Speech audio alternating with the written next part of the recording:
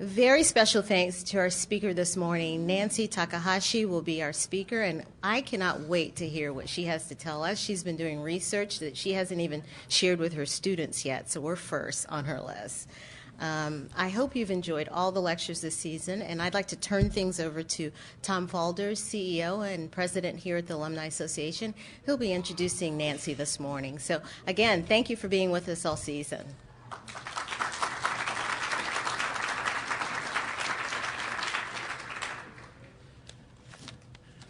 I have to share one story with you since this is the last board in the score. We go to these different groups and groupings where we meet with our fellow alumni leaders around the country. And I had my counterpart from the University of Alabama come up to me at one of these meetings and say, "I heard that you all have an academic seminar on game day." I said, "Yes, we do." He looked at me very quizzically and he said, "Does anybody come?"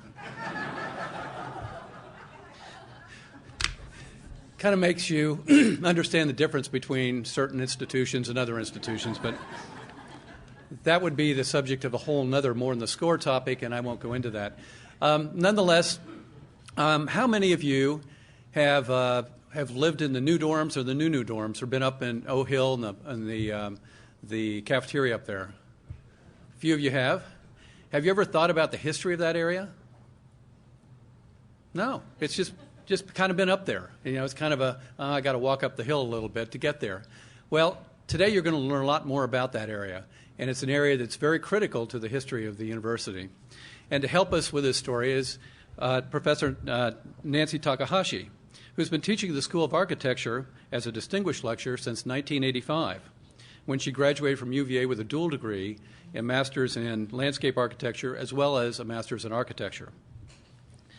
This year, she returned to teaching the first-year foundation studios and ecotech site courses in the Department of Landscape Architecture since stepping down as the department chair.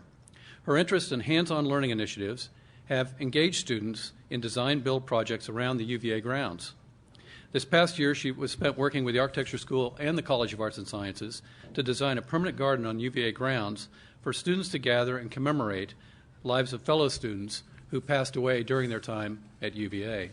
In line with her design-build interests, she has served the last 5 years as the advisor to the school's Eco-Mod Studio, which focuses on sustainable, affordable housing and has resulted in numerous housings here in Charlottesville, as well as new housing in South Boston, Virginia.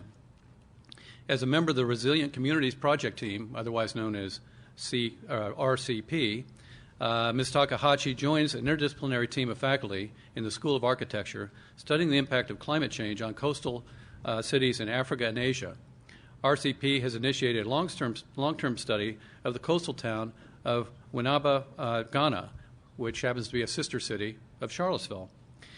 In the summer of 2014, she led an interdisciplinary team that include faculty in coastal geology and horticulture from the University Legon in Accra, as well as the University of Sheffield in Hallam, and students from U.S. and Ghana to gather data about urban trees, coastline, historic and sacred sites, water systems, and all those as they impacted by climate change in heat, drought, and sea level rise.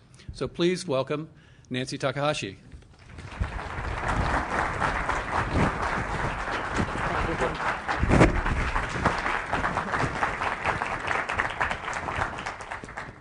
Well, good morning. Thank you all for coming. I just, first of all, would like to start just to say I'm very honored to be a part of this program. I think the goals of lifetime learning and of especially engaging the alumni and the community with the faculty is such a wonderful thing. So I'm a great admirer of this program and a great admirer of Althea, who is a wonderful organizer for us. So thank you for...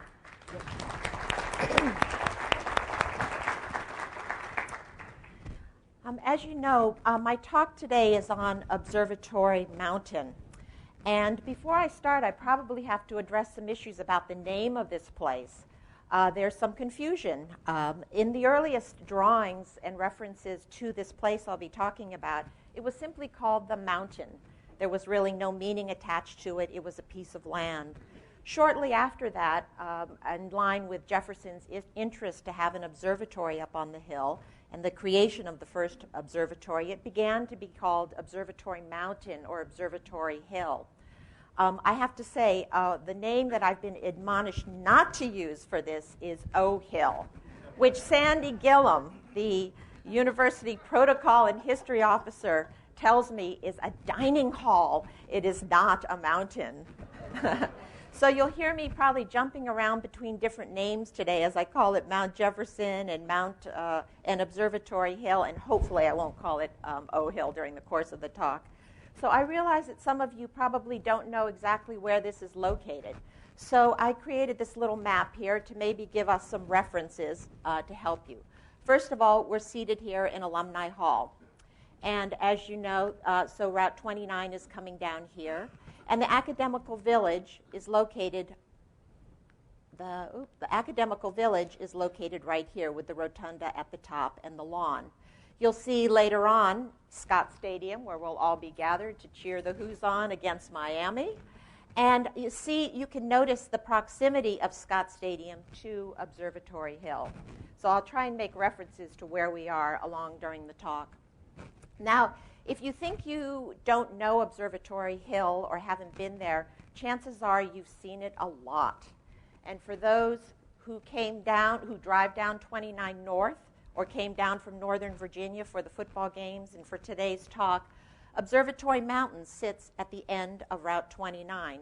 And so for a good distance as you're traveling along, it's actually clearly in sight and in alignment.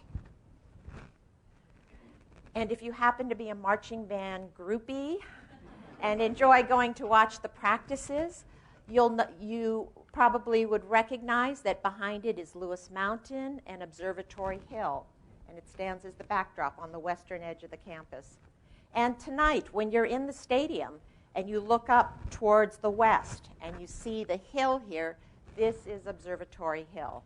And in fact, an interesting little sideline that I discovered looking at some of the old topographic maps, Scott Stadium is actually located in an old stream valley that runs off of Observatory Hill, running this way down through. And so when they planned the stadium, they actually took advantage of the landform of that deformation to create then the bowl for the stadium. But you can also go back in history and start to know that Observatory Hill has very much been in the mental construct and the image of what we think of as the University of Virginia. Going back to some of the old favorite lithographs that have been produced over the centuries, this early one, which I particularly love, showing the rotunda and the lawn with Observatory Hill in the background. This wonderful print here, again, the rotunda and the lawn, and the Observatory Hill is right here. And even in this little drawing that I found in the Special Collections Library, here's a hunter with his dogs. The Academical Village is featured here with Observatory Mountain in the backdrop. And in a very famous drawing, lithograph by, I think it's Casimir Bon, we're looking in this case actually the opposite direction, looking toward the east. So now the rotunda is on this side with the annex, and the lawn stretches this way. But you notice that the view is taken from Lewis Mountain, which is actually the promontory which sits next to Observatory Hill. So Observatory Hill, I think, is very much in our understanding, our mental, our pictorial view of what the university is. I got to know the place quite well when I lived on the mountain. I was for 7 years, from 2007 to 14, the principal of Hereford College, which sits on the south slopes of Observatory Mountain. And I absolutely enjoyed my experience there, living on the mountain, living in this community of students who would gather at the house, or one of my most special memories of it was working out in the Hereford Garden, which I'm very proud we were able to establish while I was there. But probably my most favorite thing was to go out on walks on the hill. The hill is right there. And enjoy the beautiful change of scenery during the course of the year. Enjoy running into other people who are hiking, biking, or walking the trail. And even for those of you who go up to the hill, you'll know this special little moment along the trail. It's a little way station where you can go and open the door, get a dog biscuit or get a lollipop or read a little bit about some of the people that have loved Observatory Mountain. So it was a place of quite wonderful memories of walking through the woods. But after 7 years, I kind of got a little curious about what might be off of the path. So I took a dive off the main paths and just started walking through the greater hill. And I started to discover some really interesting things doing that. Old road traces, which stretch over and across the mountain. Signs that people used to travel around and over this mountain. Abandoned houses. Farm trash piles that talked about old farms that sat in the woods now grown up with the woods, especially on the western side that looks out to Bel Air. Miles of chain link fence, it seemed like miles of chain link fence with barbed wire. And I'm thinking, what is this doing on the mountain? But the crowning glory of the exploration was to go up there and discover a nuclear reactor facility, and made me realize that I'm certainly not walking in an untouched nature here. That, in fact, Observatory Hill is a place that's filled with history of humans' impact, of human activity and presence on the hill, and I realized this was going to be a very interesting thing to study. So I embarked on an initial study working with a group of students on lots of different aspects of the hill. And one of the first things that we came upon was this map. I don't know if any of you have seen it. You can actually view it in the Special Collections Library. It's a very little modest drawing. It's only about this large. And it's the original ink drawing that Thomas Jefferson drew to describe the land that was going to be purchased for Central College, soon to become the University of Virginia. And we can look at the map and see the parcel that we're quite familiar with. This was the 43 acres, and this was purchased from John Perry, a local entrepreneur and landowner. And know this piece of land, famously the place that the Academical Village was built, and a place that has been studied and examined, and people know it in wonderful detail. But I looked at the map, and I realized, oh my gosh, what is this? This is another parcel that was purchased for the college called the Mountains, 153 acres. And I realized that Observatory Mountain, the place that I was living, was not on the periphery. It was not a late addition to the creation of the university. It was the central idea. It was the beginning idea, and Thomas Jefferson envisioned the need for these two components to create the college. So I set out sort of asking a question. Is it possible that the existence of two separate parcels, that there might be a story in here? There might be a way to create a narrative that's not so academic village, so lawn-focused, but maybe would start to incorporate the two parcels together. And was there some legacy in the fact that the original creation of the university was based on two separate pieces of land?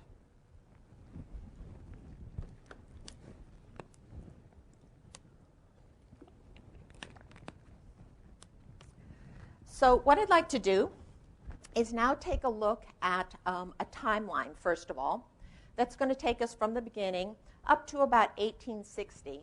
And in this particular focus today, I'd like to talk about water. What was the relationship of water being brought from the mountain down to the Academical Village? So we'll start.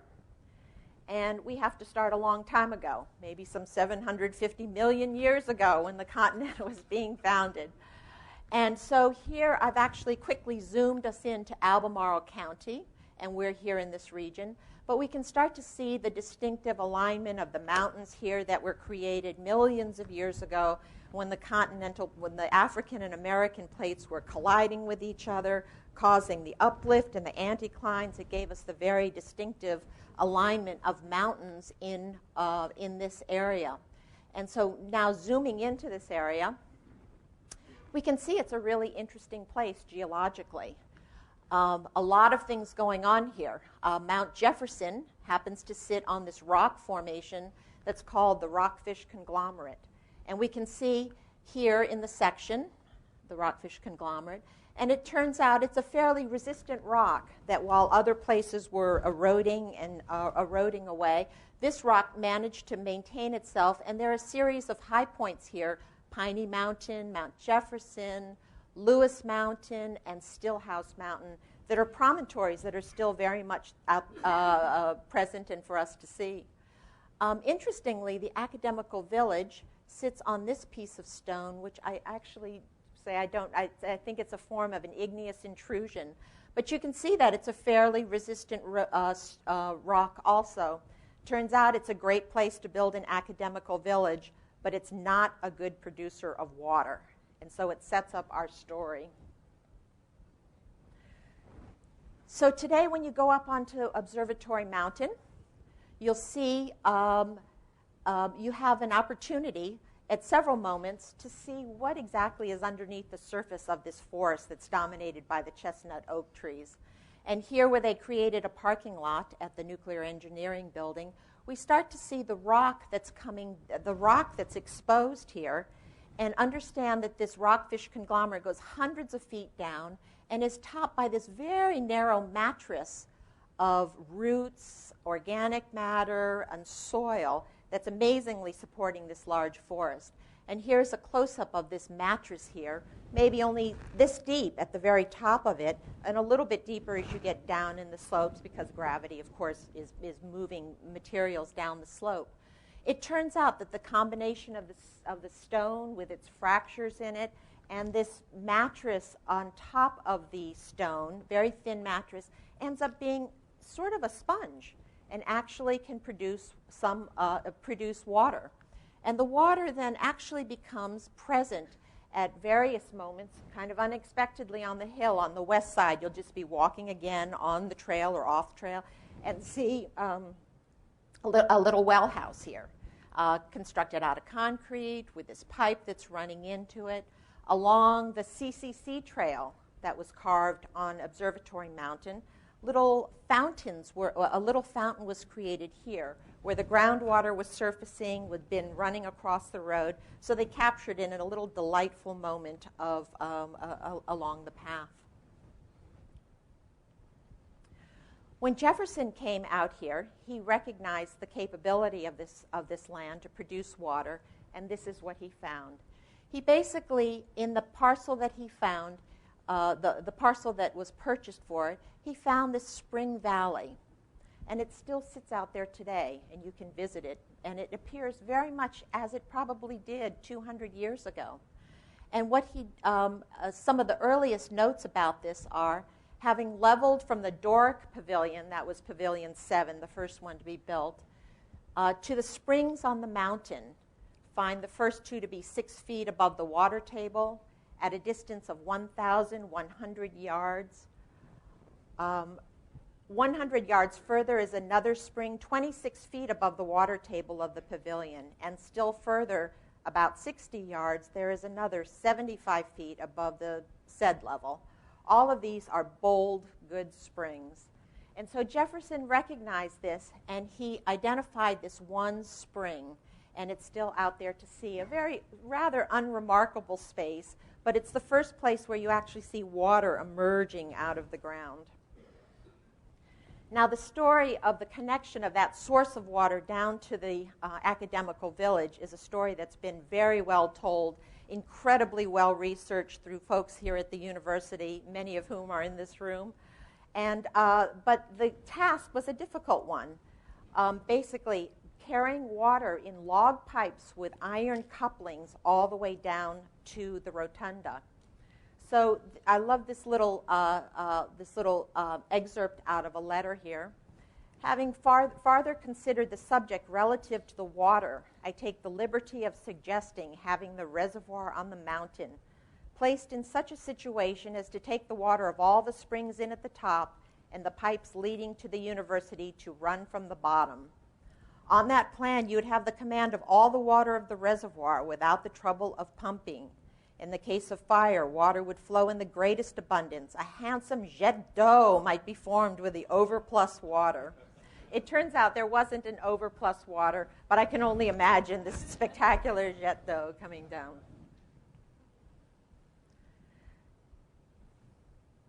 So I'll point to this drawing up here because this, in a sense, explains the situation of Observatory Mountain with the spring on top, with Meadow Creek then making its way down to the base of the rotunda which sat here. And very interestingly, on an early survey that was done of it, it is a 100-foot difference from the spring to the bottom step of the rotunda. And I think that's a really remarkable coincidence there. And so down on the down at the rotunda, I'm not going to spend a lot of time looking at this, but you can start to see some of the recovery that's happening of some of the cisterns when the water was brought down. Some wonderful recovery work is being done through the Office of the Architect and Facilities Management and Rivanna Archaeological Services to tell us what these cisterns look like. And just an aside, I have to tell you, because I was so excited to learn this, that the Peter Maverick map, which maybe many of you have spent a lot of time looking at, I certainly have looked at it for decades, has these little circles here, which I never really observed and was told those were where the cisterns were located. And it's very interesting that these two cisterns happen to not be marked on the map. That's this one here and this one right over here. Now, the next step in all of this, I think, is one of the most crucial moments here in the telling of the story of the university. Because basically, in 1825, right before the students were being allowed into the university, Jefferson noticed there was a big flaw in his plan. Because he had two separate pieces of land, but no control of the water that connected the two. So he made a major campaign amongst the Board of in the Board of Visitors to get them to take money from the library fund to purchase the land that would then unite these two parcels together. And so we can see here, parcel C becomes the critical purchase that happened, connecting the original mountain with the Academical Village, and this is another purchase that was actually made to complete that and to unite the parcel together and ever affect the development of the university. He said, in an excerpt from the letter to the board, he writes, "I received a proposition from Mr. Perry, the owner of the lands, which separate the two tracts of the university, which I think of so much importance to that institution as to communicate to the visitors by letter. The water which supplies the cisterns of the university by pipes arises in the mountain, a little without, meaning outside the tract, and the pipes pass on Perry's side of the line and through his interjacent lands." I'm going to skip ahead a little bit here. "We have always been anxious to purchase this interjacent parcel, not only to consolidate our two tracts, but to secure the supply of water. If once it is sold out in lots, we shall never be able to buy again, but at exorbitant rates, if at all, and our supply of water will assuredly be cut off from us."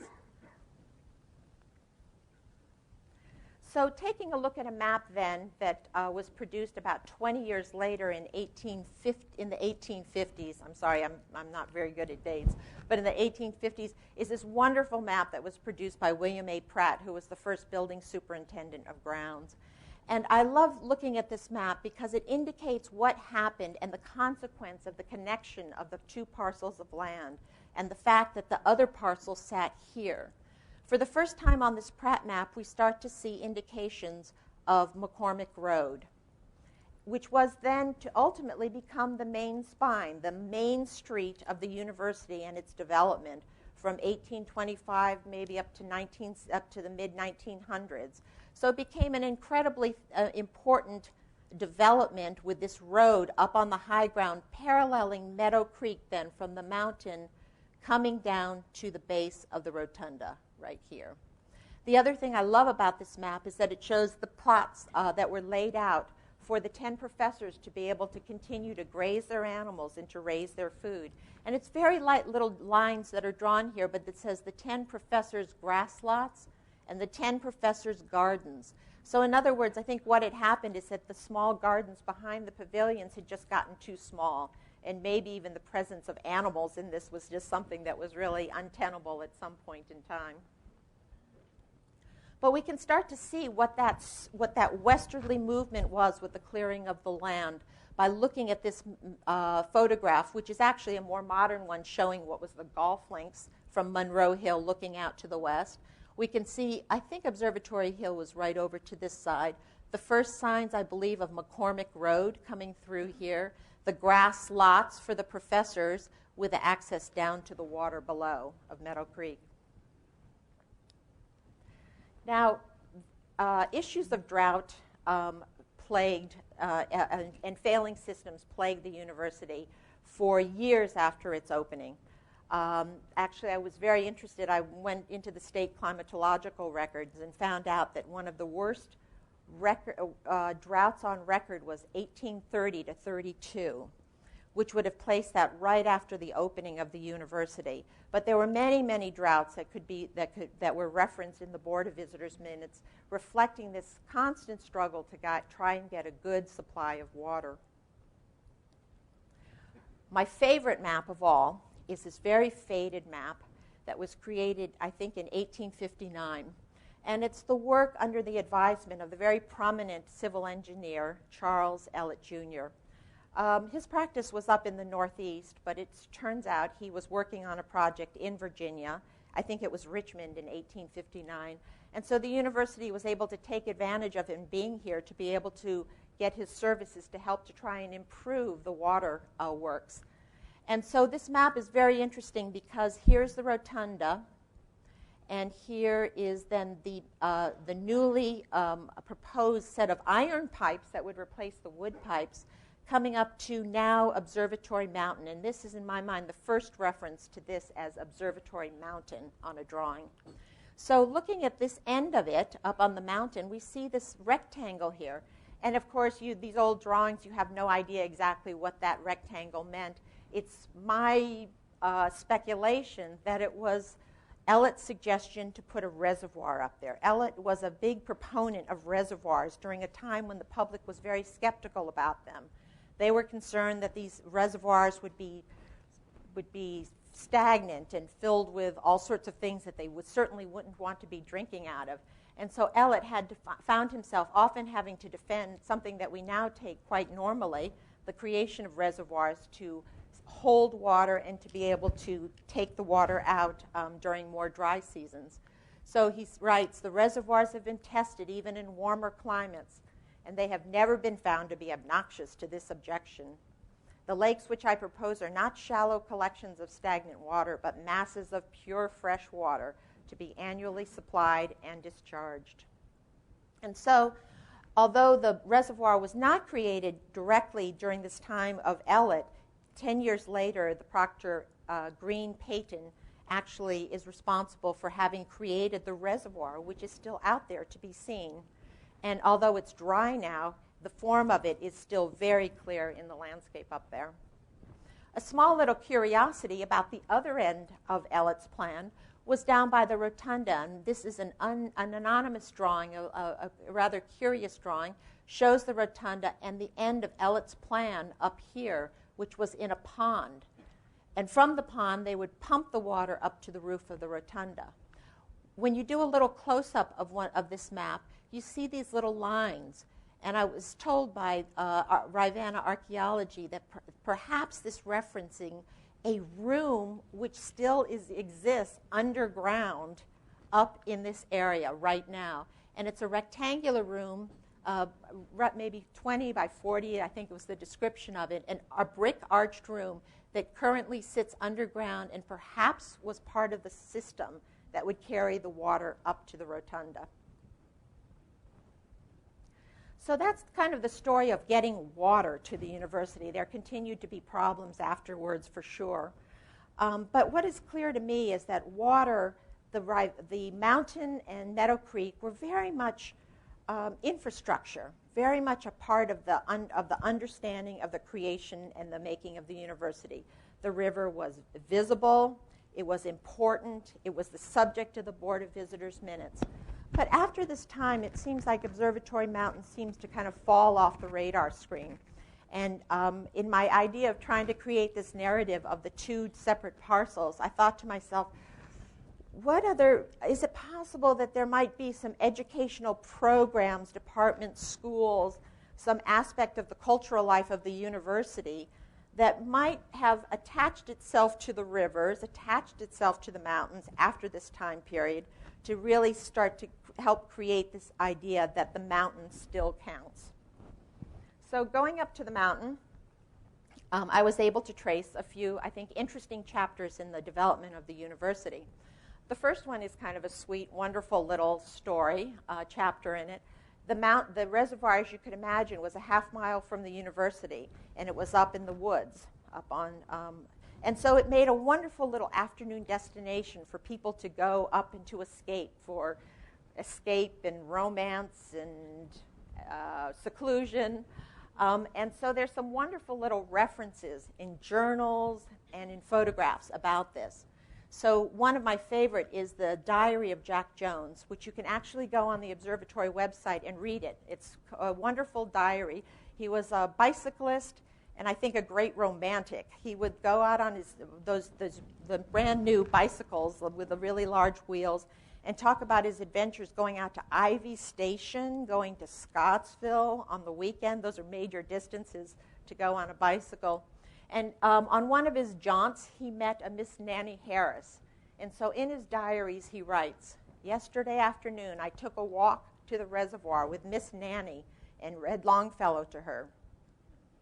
I spent this afternoon very pleasant in helping her with some of her sewing and in reading to her." So these are the diaries from 1882 to 83. Another one of my favorites is a famous photograph. Well, I won't say famous. One that I love out of the Betts collection, and you can still go and actually take the photograph out and hold it. In this picture, Miss Estelle Berthet, the daughter of Professor Mallet, was pictured up there with her umbrella and her beautiful dress, perhaps on a Sunday afternoon, with her dog, who's in the water fetching a stick. And so the understanding starts to come to me that the reservoir has this place in the minds of the students, this beautiful little sylvan retreat, a place that you can go up to and enjoy. Probably the most important thing that happened, though, in the Hill was a story about water. And finally, about in the 1800s, the university just kind of got tired of having to struggle with getting water out of this tiny spring. So it went into a collaborative effort with the city to expand and finally create the source of water that they needed. And so begins the story of the reservoir up at Ragged Mountain. And so we can see some of the old photographs of some of the dams that were being built. Of course, now this place is quite famous for the expansion that's recently been happening, and now this would be totally buried underneath the new water levels. But looking at an aerial from 1937, here's Scott Stadium, and here is the first treatment plant that accepted the water coming from the reservoir. And so you see the sand beds here. I think it's a really wonderful thing. Out on the ground would be deep sand beds that the water would slowly filter through to get clean and then sit out in these tubs here. In time, that water system expanded, and not only did the waters from Ragged Mountain make its way over to the Observatory water treatment plant that I just noted, but it actually then was fed out from way out in Sugar Hollow, and I believe that was in the 1940s. So the point I like to make about this is to understand the reach of Observatory Hill here at this point. No longer supplying the water or expecting that it's going to have to supply enough water for now a much larger university, but it becomes the point of purifying the water, of storing the water that then gets distributed down. So it's still playing an important role. And so you can actually go and take a wonderful tour, actually, of the water treatment plant, look at the deflocculation pools, and this wonderful room. It's still a sort of an ancient kind of room where the sound of dripping water is coming down as the water is slowly making its way down through these sand filters and ultimately, through a series of crazy pumpings, makes its way up to the top of the mountain and distributes it out to the university. A small little side story in the story of water on the hill and connection to it is the story of the Department of Nuclear Engineering. In the 1960s, there was great excitement about the possibility of nuclear energy and what it could provide. universities were building reactors, and the University of Virginia joined the bandwagon and created this reactor facility that was in operation for some 40 years. In that time period, they did all sorts of research, but I think the focus of it was on irradiating materials for the possibility of medical treatment and for other kind of general research. Of course, one of the questions that came up is, where are we going to put a nuclear reactor on the grounds? The public had some concerns about where it wanted it to be located, not in their presence, and yet it still had to be on the campus. So the university selected the location to be Observatory Hill, to keep it kind of out of mind's eye. And in all of the places on the hill, the place they chose to locate it is on the north bank of the reservoir, the original reservoir that was built to provide the clean water. And so I think there's a little bit of irony in that the pond, which had such a history with the university, at least in the architect's drawing, is now listed as the waste pond. Now, in defense of this story of the nuclear engineering department, the reservoir sits here. The pond was not used for the disposal of nuclear waste. As a matter of fact, this was a small reactor test, an experimental facility, produced a small amount in comparison to anything at North Anna. They actually describe it as 1/3000th the size of North Anna plant. The amount of heat that was created here was so small it was actually dissipated out of cooling towers. So the water was not used for the purposes, although there were a few recorded incidences where part of the reactor pool had to be drained for repairs, and so the water was, several times as I understand it, part of the reactor pool was drained down into the reservoir and held there until it could be adequately diluted to meet federal standards to then be put into the public waterways. So that's just a few stories of looking at the idea of the continuation of a relationship with the waters and the waters and the mountain. So now I'd like to take a look at the area down below here in Nameless Field. So just to reference you, that is right across the street here, Nameless Field. The field that we think of is the Mem Gym field. What is fascinating to me is to take a look at what that field used to look like. Here's a 1909 image of that field, and actually that's Alumni Hall right here. So Emmett Street would be running right in this area. Notice no buildings, the presence of water, increasingly in impounded areas, trees, kind of scrub trees. This was a real riparian wetlands here. And the fence here suggests that animals were probably still grazing on this. Early topographic maps of this area show a fascinating plan here, where these lines are spaced really close together, which indicates steep slopes coming down from Alderman Library. This was a kind of rolling terrain. And as people started to occupy it, ice ponds become skating ponds in the maps. And then ultimately, the water takes its form in a spectacular pool that was connected to Mem Gym, the creation of Mem Gym, the largest building of its size since the Rotunda, a magnificent, opulent building. And by the way, here's Alumni Hall right here. And this pond would sit here, and this was Meadow Creek then, running through here, coming all the way from looking like this to now becoming, as Fisk-Kimball referred to it, the formal lagoon. And ultimately, this was drained in 1950s, I think. And it was the last sign of water on Nameless Field. Because today we can look at pictures of Nameless Field, and we know it. It's flat. There are no trees there. There's no sign of water. So what happened to this magnificent infrastructure of the creek that ran down to this spot is now buried entirely in pipes underground. One of the most, when I think about the stories, the chapters that happened on Nameless Field, they all kind of interestingly run the same kind of theme. that has to do with something in the plant sciences or in teaching gardens. And it starts out with Jefferson. 2 months before Jefferson died, he engaged in a series of letters with the professor John Patton Emmett, who was a professor of natural history. And, excuse me.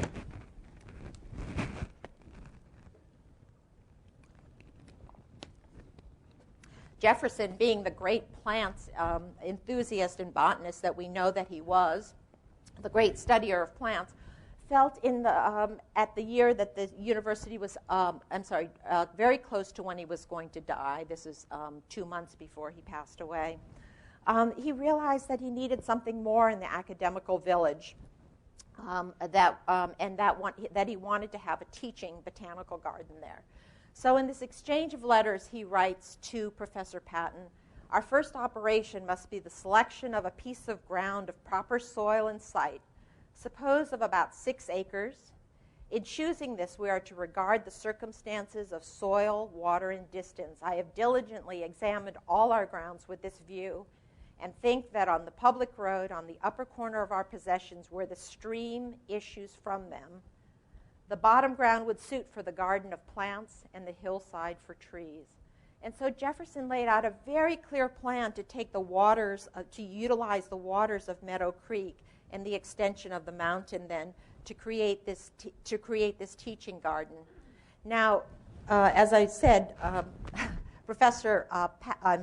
Jefferson died 2 months after he wrote this letter.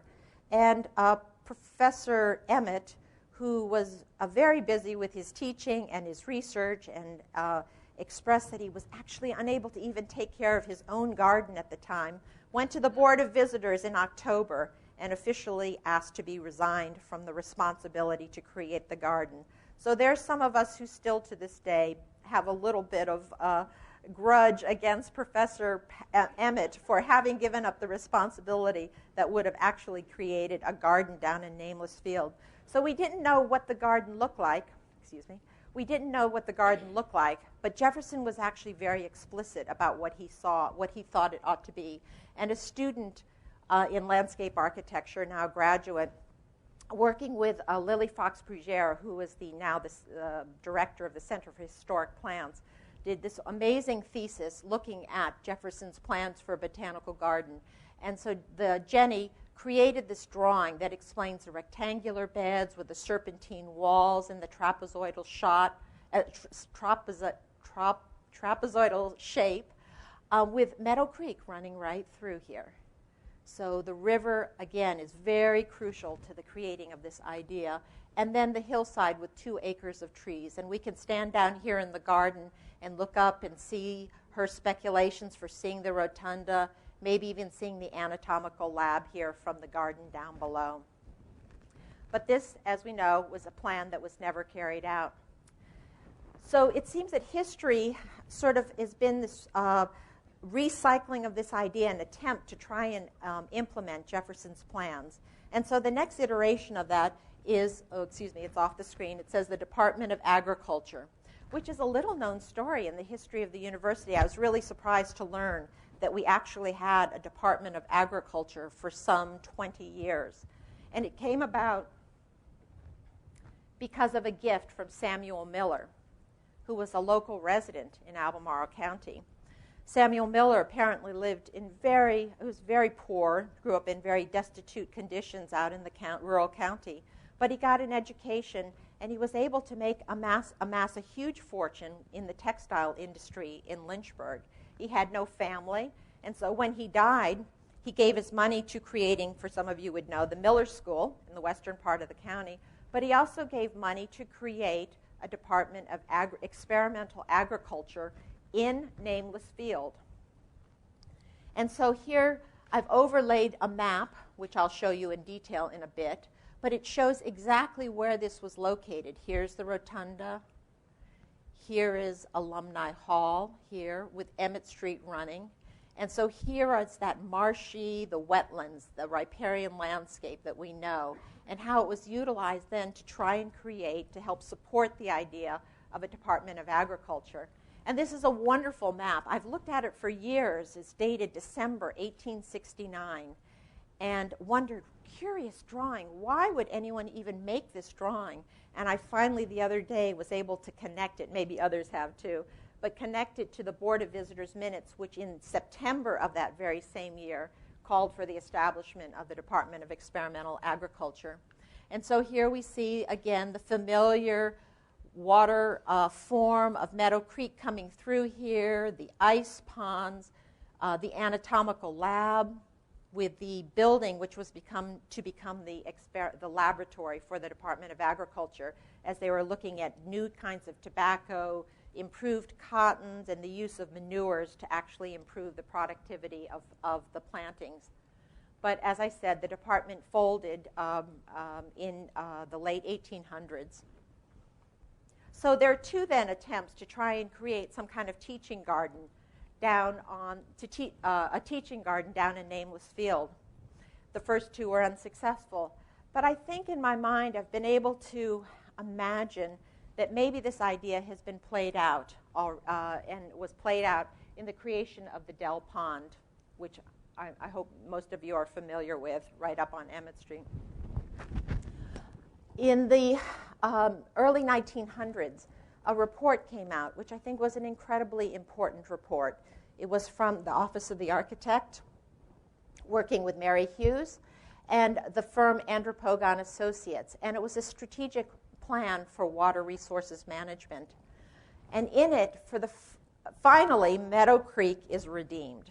It's brought back. And the story now gets told about the importance of this hill as a natural resource and of the creek that runs down from it. So we can look at this map that came out of the study, looking at proposed protected woodlands. And here we are with the lawn. And here we are now seeing Observatory Mountain, a place that is to be protected, with the stream that now runs down, the familiar stream that we know ran down to the base of the rotunda. But if you note in this whole section from Alderman Road down to Emmett Street and up to the railroad tracks at the Marching Band Field is entirely underground in pipes. What once was the great infrastructure for the university has now been buried underground.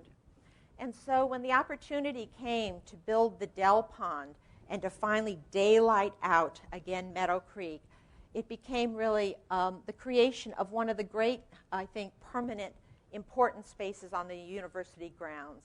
The pond is spectacularly beautiful, a place, a civic gathering, a point of pride, and it's all about the water and the expression of water of Meadow Creek once again in the life of the university community. While it's beautiful, most people don't even realize it's a stormwater workhorse.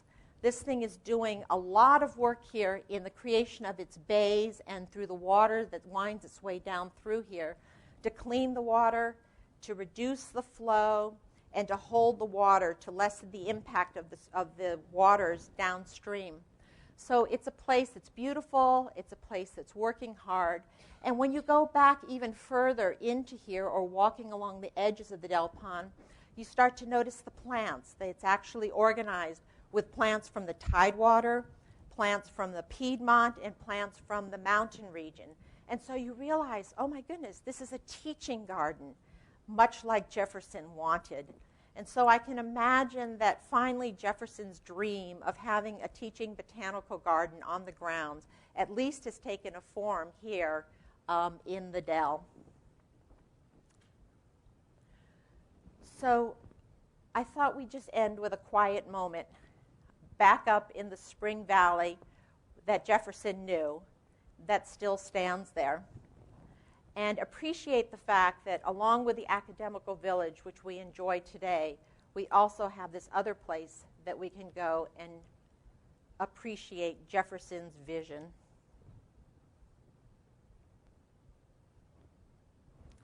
So thank you so much for coming. I absolutely need to acknowledge very many people who are so generous in sharing their stories and their knowledge about this hill. I actually didn't know the information. I see myself as really the person who cobbled together lots of histories to try and create this narrative. But the folks here listed, I'd like to keep the list up and just acknowledge their great contributions. So thank you.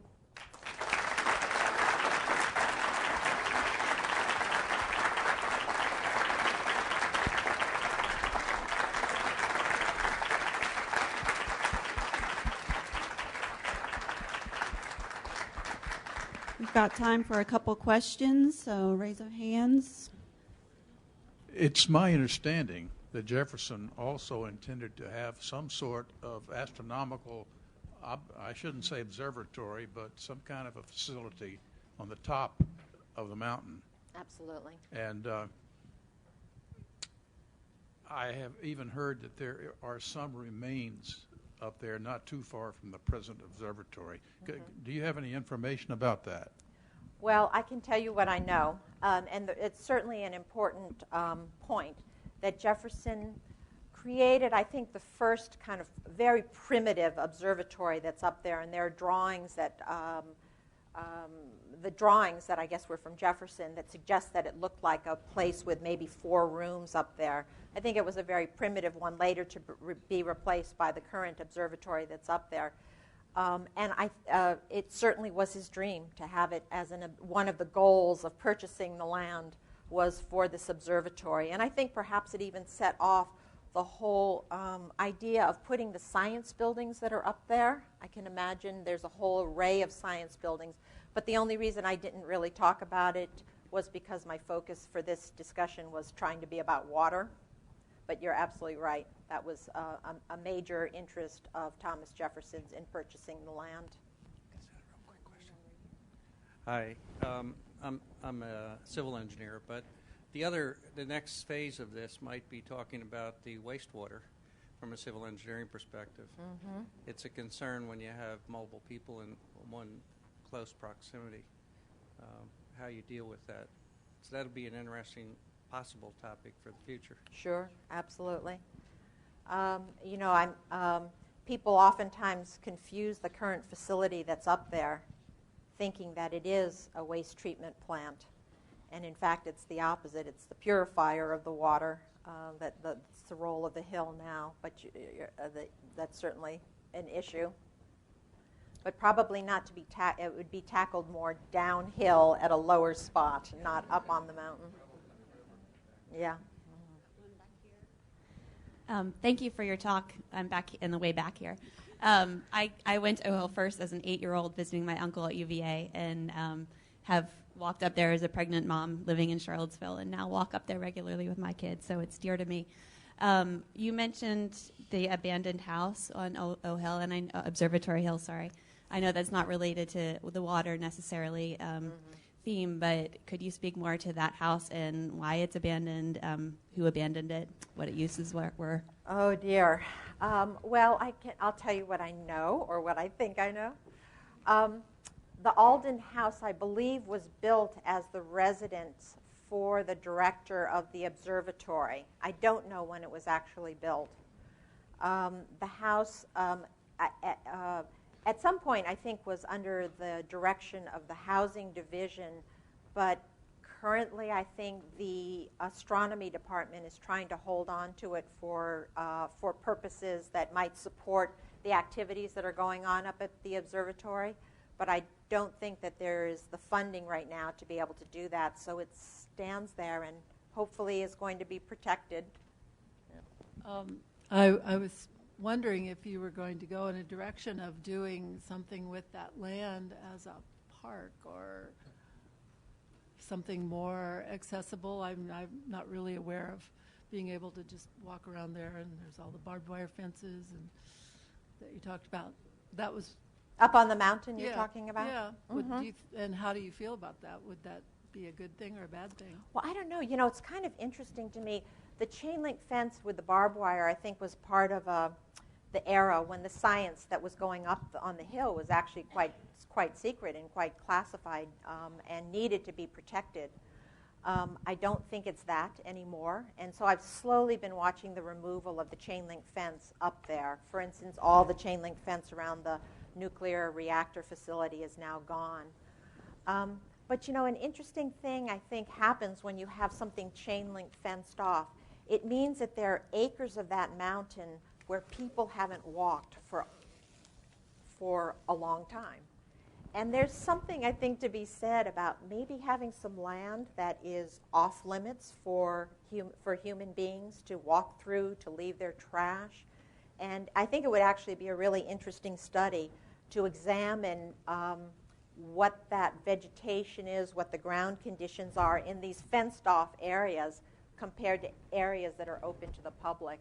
And so I don't know where I stand on that, but I think certainly you were asking about just walking around the hill, and certainly I encourage everyone to go off track and see what you can find. It's really fascinating. I have two questions, Mayan. The first question is, do you know if the university has any other plans to bring water up to the surface level in other areas?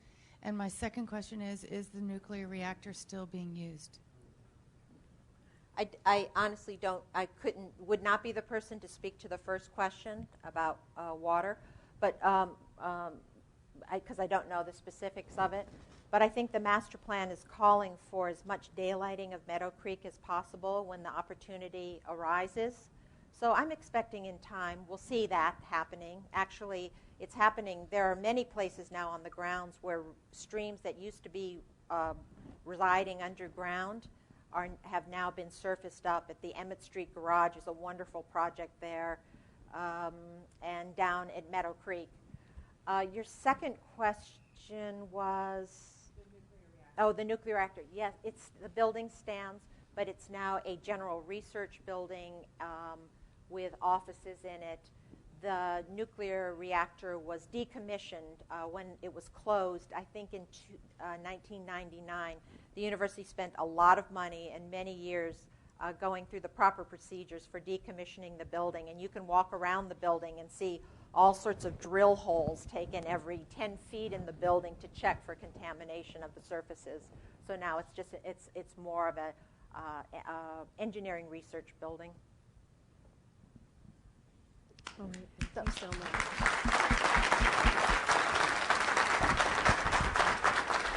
Thank you all so much for coming. Before we head out today, on behalf of Lifetime Learning and Alumni and Parent Engagement and the Alumni Association, we want to thank Nancy Takahashi for sharing that wonderful piece of knowledge with us today. Wonderful. Thank you all so much for coming. Let's give another round of applause to Nancy for sharing that information today. Thank you so much.